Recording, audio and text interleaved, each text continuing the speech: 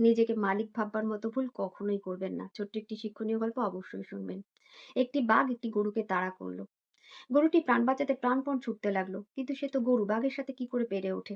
বাঘটি গরুটিকে প্রায় ছুঁয়েই ফেলেছে, ঠিক সেই মুহূর্তে গরুটি গিয়ে পড়লো নরম পাকে।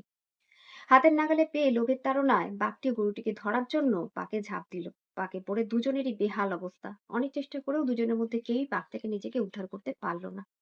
হঠাৎই কি মনে পড়ে গরুটি হাসতে লাগলো। এটা দেখে বাঘ অবাক হলো। গরুর চোখে মুখে ভয়ের লেশ মাত্র নেই। গরুটি বাঘটিকে বলল, ভাই, তোমার কি কোনো মালিক আছে?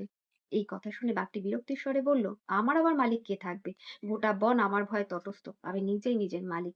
গরুটি বলল, কিছুক্ষণের মধ্যেই আমার মালিক আমাকে দেখতে না পেয়ে খুঁজতে আরম্ভ করবে, এবং সে আমাকে খুঁজে পাবে, এই পাপ থেকে উদ্ধারও করবে। কিন্তু হায়, তুমি ছাড়া তোমার তো আর কোনো মালিক নেই। তোমাকে এই পাকে পড়ে পচে মরতে হবে। হ্যাঁ বন্ধুরা, একদম। নিজেকে সর্বে সর্বা ভাবা কখনো বা জীবনে মর্মান্তিক পরিণতি নিয়ে আসে।